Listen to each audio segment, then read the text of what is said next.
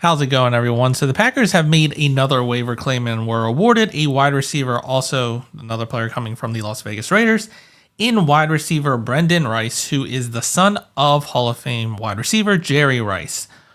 So for his career, he was drafted by the Los Angeles Chargers in the 7th round in the 2024 draft.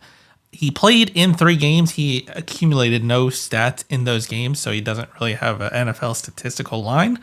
But he played in 3 games for the Chargers. And then in 2025, he was cut from them, or he didn't make the team, essentially. And he later has kind of bounced around several practice squads, starting with the New England Patriots, then the Seattle Seahawks, then the Las Vegas Raiders, and now today he is with the Packers.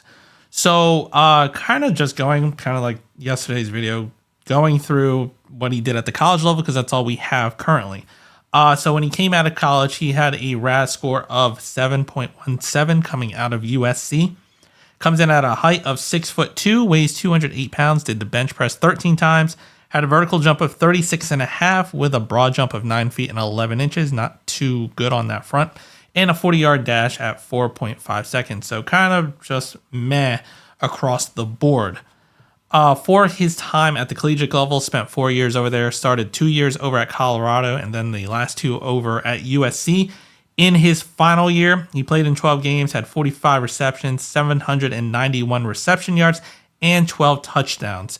That was his best year at the college level, but never amounted over 1,000 yards receiving. Over on the PFF side, to look at his grades in the final year at USC, he had a 77.5 offensive grade, a 78.8 receiving grade, an 80.3 drop grade, and an 81.6 pass blocking grade. For his drops, he was only accounted for 2 drops in his final year, which was good for a 4.3 drop percentage. So didn't drop too many balls over there at USC in his final year. Now, for the draft profile, for when he came out of college, some of the strengths and weaknesses for him. Strengths: his physical frame. He has a prototypical size and thickness for an outside X receiver. He's a red zone weapon, highly efficient near the end zone, leveraging a wide catch radius and physical dominance. He caught 12 touchdowns in his final year at USC. His straight line speed, powerful vertical stride that allows him to build acceleration downfield and stretch zone defenses. His catch radius and body control, he excels at high pointing the ball and adjusting his body along the sidelines. And his blocking ability. He is a high effort run blocker. He uses his solid upper body strength effectively, something Matt LaFleur does love. And now, as for some of the weaknesses for him now, change of direction twitch. He lacks elite short area agility, leading to rounded breaks on intermediate and comeback routes. Separation limitations. Struggles to shake tight man coverage instantly off the line off scrimmage, sometimes getting jammed or forced out of bounds. His college production isn't really ideal. He never posted 1,000-yard receiving over there at the college level. And his run after catch elusiveness. He operates primarily as a linear runner rather than a creative elusive threat with the ball in his hands. And so, yes, he has high expectations being the son of Jerry Rice. Of course, they want him to be like the next Jerry Rice, but it hasn't amounted to that so far in his college or in his NFL career. It's been very short-lived so far.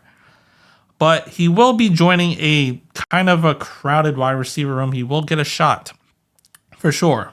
But a crowded wide receiver room with Christian Watson, Matthew Golden, Jaden Reed, Savion Williams, Bo Melton, Sky Moore, and J. Michael Studevant, Will Shepard, Jacoby Keeney James, and Isaiah Nair. A lot of names in that wide receiver room, but it is kind of an open competition towards the back half of that wide receiver group. So he has a shot.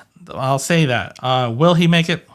A lot of offseason to go, so we'll see how that goes. But he will have a shot as of right now.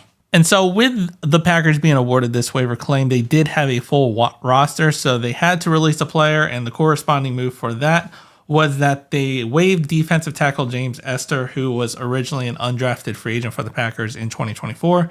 So they have released him to make room for Brenden Rice. But let me know what you think down in the comments. If you like the video, hit the like button, subscribe to the channel, and as always, go Pack Go.